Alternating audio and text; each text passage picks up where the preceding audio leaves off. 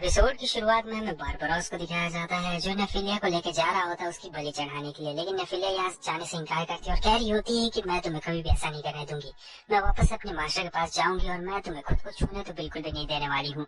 लेकिन यहाँ पर बारबरोस को बहुत ही ज्यादा गुस्सा आ रहा होता है और वो कहता है कि तुम बस एक स्लेव हो और कुछ भी नहीं।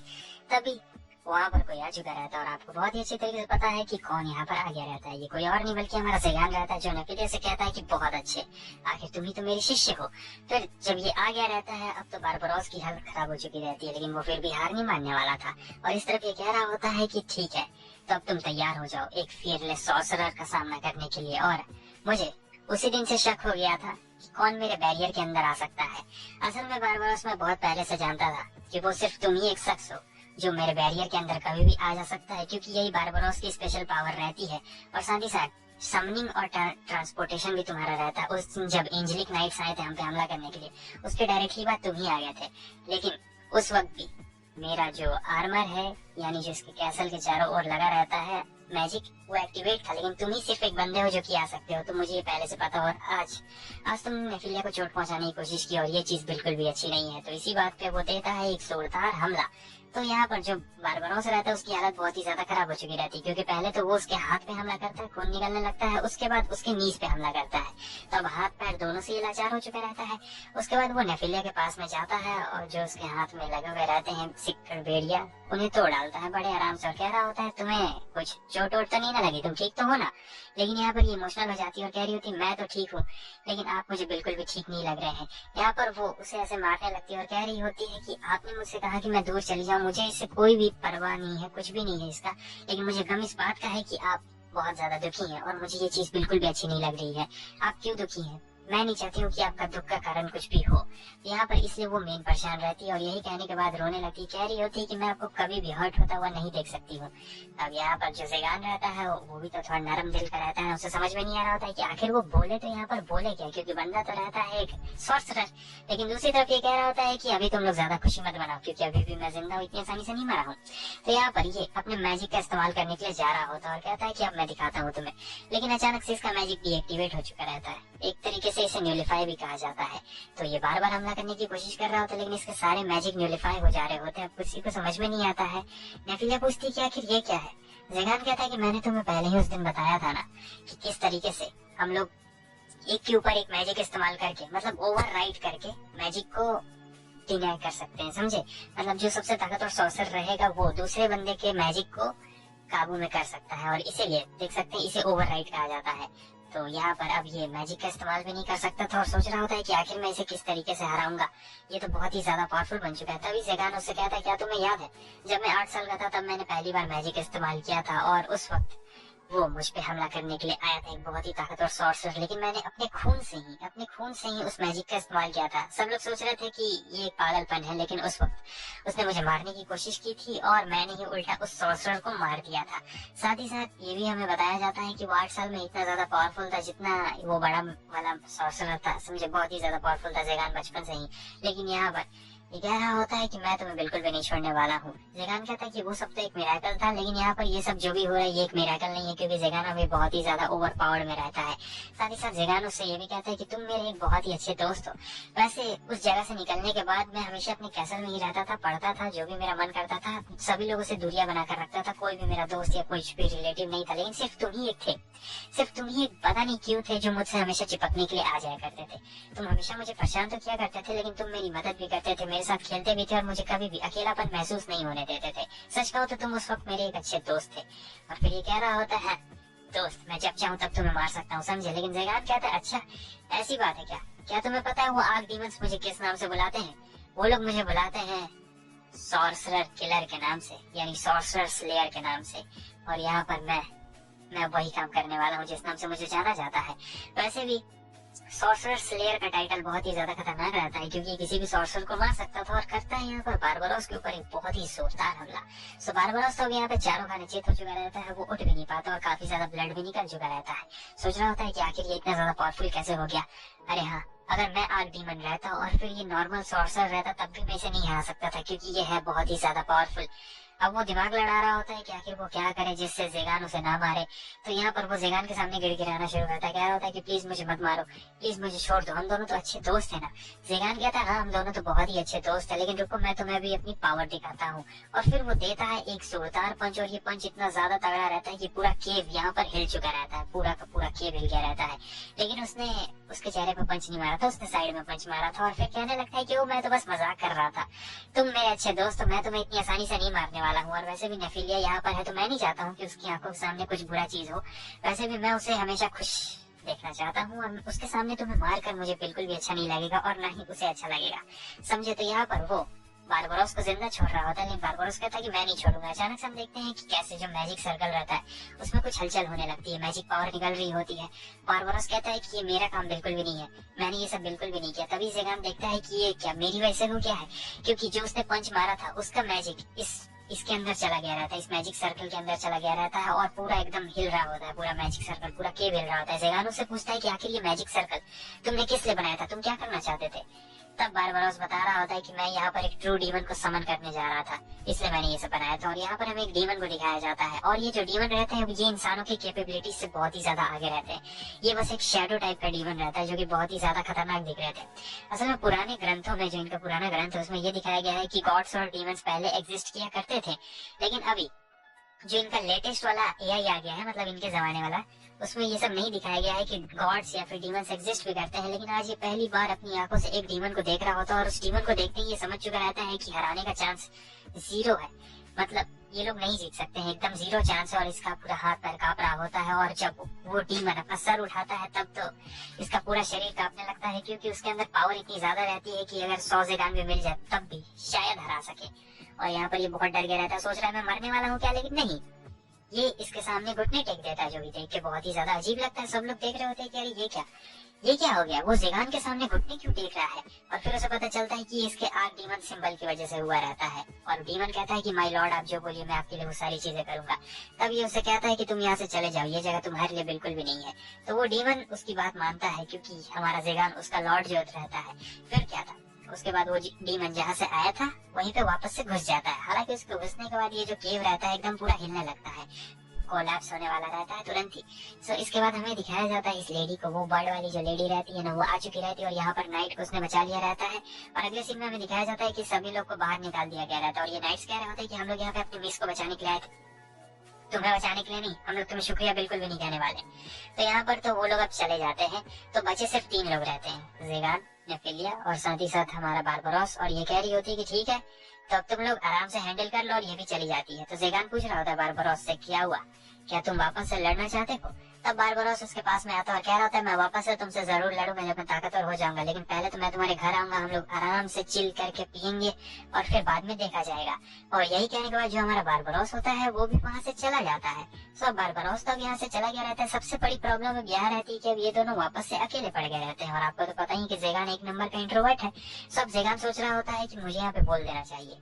नेफिलिया कह रही होती है कि मास्टर असल में मुझे कहना था कि मैं हमेशा आपको खुश देखना चाहती हूँ, और यहाँ पे वो थोड़ा बहुत शर्मा भी रही होती है। नेफिलिया कह रही होती है कि मास्टर मुझे आप बहुत ही ज्यादा पसंद है, मैं आपको छोड़ के नहीं जाना चाहती हूँ, मैं आपके साथ में ही रहना चाहती हूँ।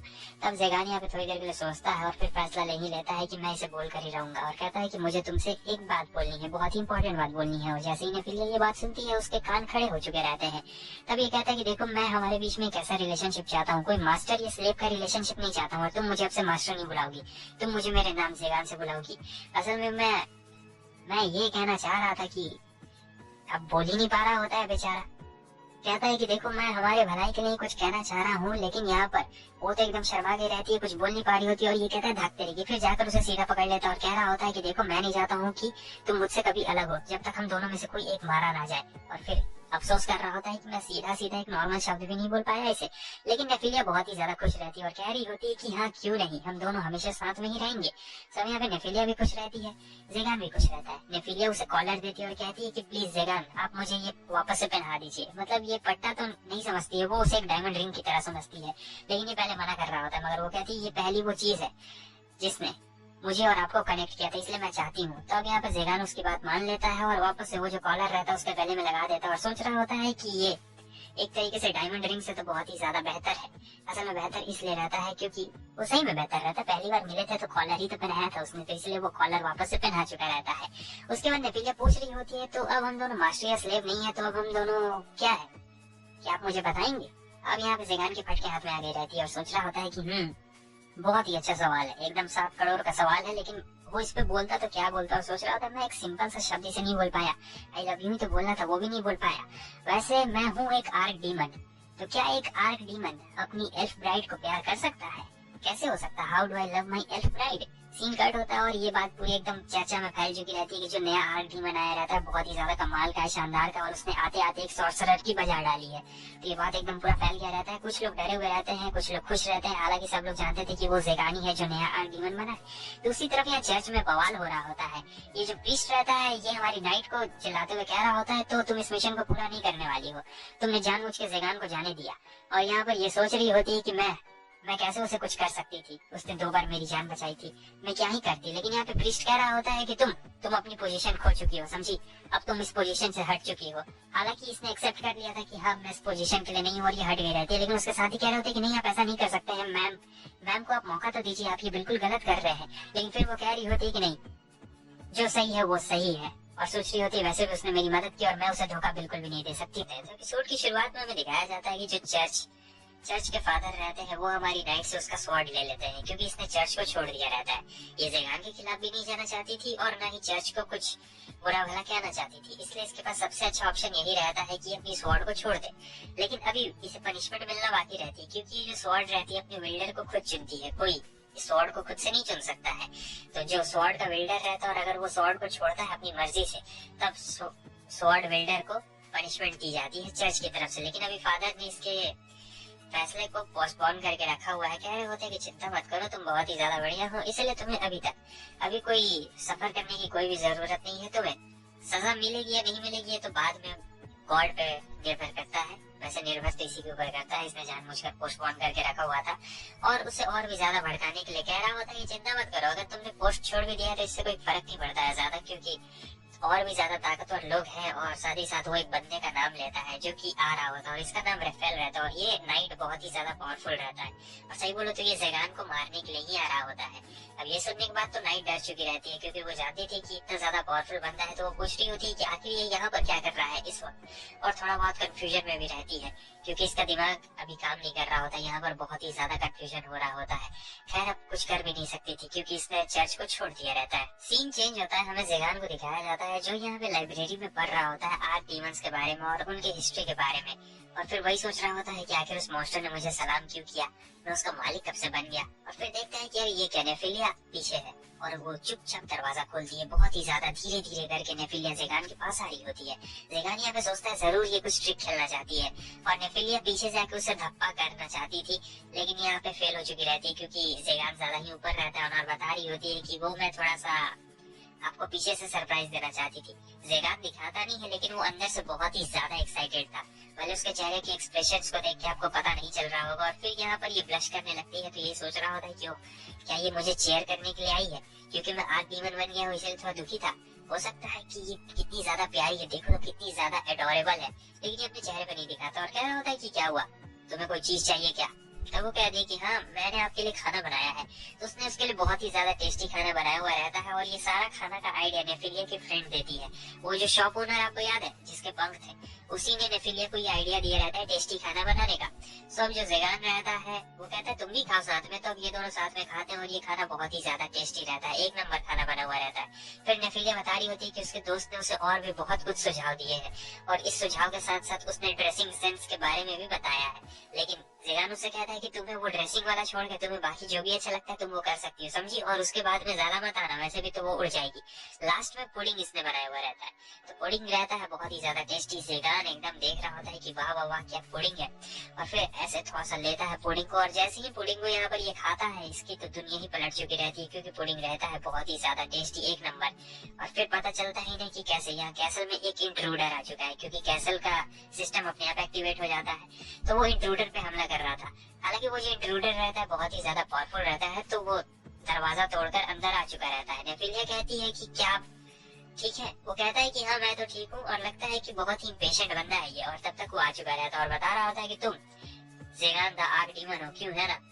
तब जेगान कहता है कि मैंने तुम्हें ऑप्शन में देखा था, तुम भी बाकी आर्क डीमंस के कैंडिडेट जैसे ही हो, और फिर ये कह रहा होता है कि मैं तुम्हें नहीं छोड़ने वाला हूँ, मैं तुम्हें हरा हरा के खुद आर्क डीमन बन जाऊंगा। लेकिन वो कहता है कि नेफिलिया ने खाना बनाया तो चुपचाप मुझे पहले खाने दो, उसके बाद हम लोग लड़ेंगे। मगर ये बहुत ही ज्यादा इम्पेशेंट रहता है, ये सीधे आता है हमारे जेगान पे हमला करने के लिए, लेकिन जेगान जो रहता है काफी ज्यादा पावरफुल रहता है, बंदे के हाथ को एक ही हाथ से रोक लेता है और कहता है मैंने कहा था ना। फिर भी ये जेगान को गुस्सा दिलाता है तो वो उसे हल्का सा ऐसे धक्का मारता है, और ये बस हल्का सा उससे धक्का ही मारता है तो वो जाकर गिर जाता है, उसका हेलमेट निकल जाता है। जेगान सोच रहा होता है कि ये क्या हो गया। तब नेफिलिया उसके पास में जाती है और कह रही होती है कि ये कोई बड़ा इंसान नहीं है, ये तो एक छोटी बच्ची है। फिर जेगान उसके पास जाकर देखता है तो ये बहुत ही ज्यादा एडोरेबल एक प्यारी सी छोटी सी बच्ची रहती है, और सोच रहा होता है क्या मैंने एक छोटी सी बच्ची को बेहोश कर दिया धक्का मार के। इसे काफी ज्यादा बुरा लग रहा होता है और कह रहा होता है कि नेफिलिया शांत हो जा, हमारे पास कोल्ड मेडिसिन है ना। सोच रहा होता है कहीं मैंने इस बच्ची को मार तो नहीं ना दिया, लेकिन नेफिलिया कहती है चिंता मत करिए लॉर्ड जेगान, ये बस बेहोश हुई है। उसके बाद वो उस बच्ची को कंधे पे उठाता है और लेके जा रहा होता है कमरे में, और कह रहा होता है ये बच्चे बिना कितने ज्यादा मुसीबत है। तो यहाँ पर अब इसकी आंख खुल चुकी रहती है इस बच्चे की, और कह रही होती है मैं कहा हूँ, और तब तक उठती और देखती है जेगान को तो जाती है उसे एक जोरदार पंच मारने के लिए। वो अपने एक हाथ से रोक लेता और कह रहा होता है कि तुम्हें नेफिलिया का शुक्रिया अदा करना चाहिए, वरना मैं तो तुम्हारा सर मोड़ देता। और सोच रहा था कि नहीं नहीं नहीं नहीं, मैं बिल्कुल भी ऐसा नहीं करता, ये तो बस दिखा रहा है बाहर से। और फिर ये जो बच्ची रहती है बहुत ही ज्यादा उदास में रहती है, कह रही होती है कि मैंने तुम्हें मारने की कोशिश की लेकिन तुमने मुझे मारा क्यों नहीं, मैं तुम्हारी दुश्मन हूँ और आखिर तुम मुझे जिंदा क्यों छोड़ रहे हो। अभी अभी जेगान सोच रहा होता है कि हाँ बहुत ही ज्यादा सिंपल है, क्योंकि तुम एक छोटी बच्ची हो, समझी, तुम कोई बड़ी नहीं हो और तुम्हें इन सब मैटर्स में नहीं पड़ना चाहिए। तो वो कहती है कि मुझे पावर चाहिए, मुझे पावर चाहिए। मैंने सुना था कि तुम नए नए आर्क डीमन बने हो और तुम्हें सॉर्सरी के महारत भी हासिल है, तो अगर मैं तुम्हें मार डालूंगी, तुम्हें सॉर्सरी स्लेयर भी कहा जाता है, तो मैं ताकतवर बन जाऊंगी। जेगान गौर कर रहा था कि जब उसने मुझ पे हमला किया था तो इसके जो हाथ के स्किल्स थे वो नॉर्मल स्किल नहीं थे, इसका मतलब तुम ड्रैगन बिरादरी से बिलोंग करती हो, समझी। इसका मतलब ये लड़की ड्रैगन रहती है छोटी सी, और ये जो ड्रैगन है करीबन 100 साल भी जीते हैं, कुछ कुछ 1000 साल भी जीते हैं।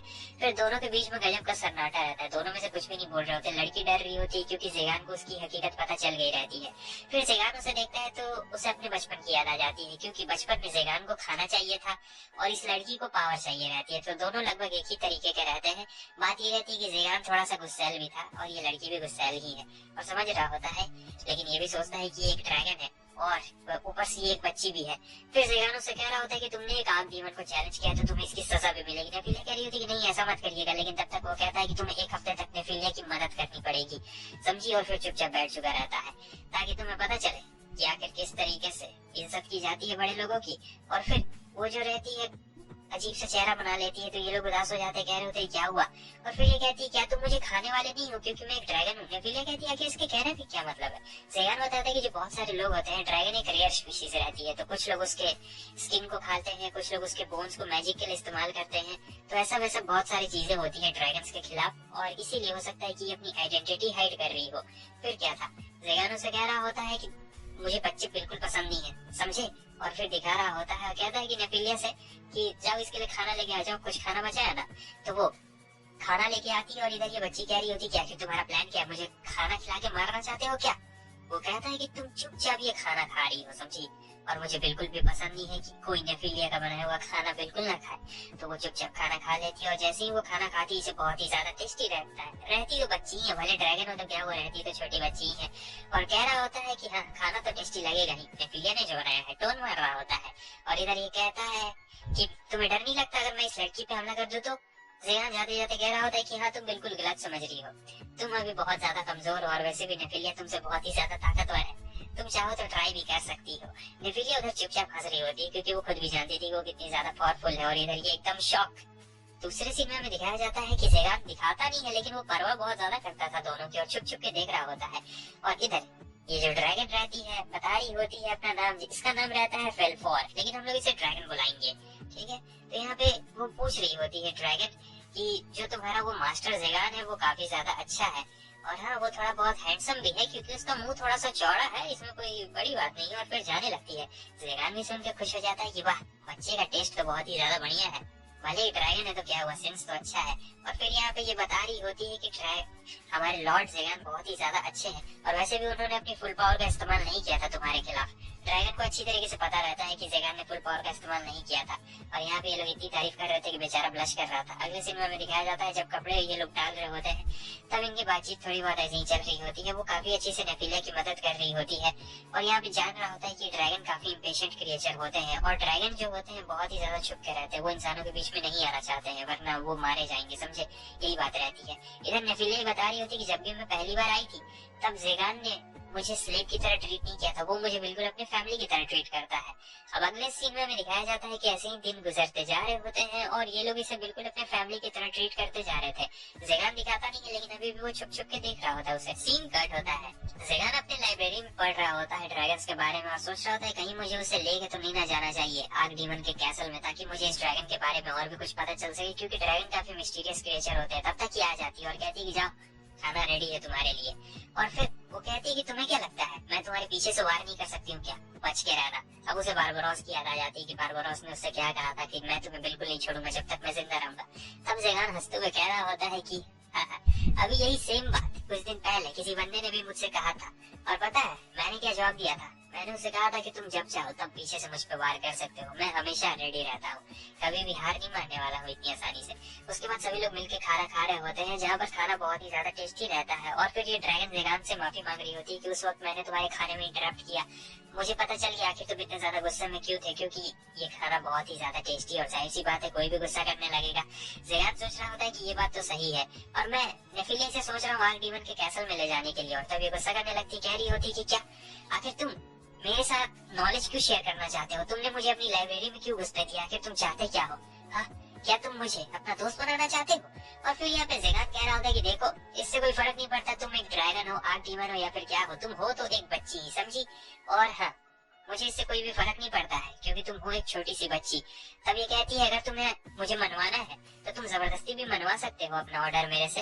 ज़ेगान कहता है कि हाँ हाँ, और मनी मन में सोच रहा होता है क्योंकि मैं नेफिलिया को दुखी नहीं करना चाहता हूँ, इसलिए मैं तुमसे जोर जबरदस्ती नहीं कर रहा हूँ, वरना तो मैं तुम्हें, और हाँ तुम अभी एक छोटी बच्ची हो, मुझे नहीं लगता है कि छोटे बच्चों को बड़ों के मैटर में ऐसा पढ़ना चाहिए, और तुम छोटी बच्ची हो तो मुझे पता है। तो वो रोने लगती है। अब रोने लगती है तो ये लोग सोच रहे होते क्या हुआ, और ज़ेगान उसके माथे पे ऐसे टैप करता है, मतलब पैट करता है ना, हाथ को ऐसे कर रहा होता है, और कह रहा होता है कि कितनी ज्यादा क्यूट हो, चलो चलो रोना बंद करो, नेफिलिया का खाना हर किसी को शांत करा देता है। और फिर यहाँ पे इससे भी थोड़ी सी शर्म आ रही होती है कि पता नहीं आर्क डीमन बनने के बाद जिंदगी एकदम पलट सी गई है इसकी।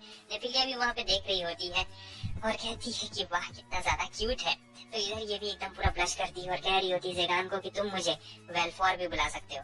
नेक्स्ट सीन में हम देखते हैं कि ये सो चुकी रहती है। ज़ेगान कहता है मुझे बच्ची इसलिए पसंद नहीं है, वैसे बच्ची ही है, देखो खाना खाने के बाद तुरंत सो गई।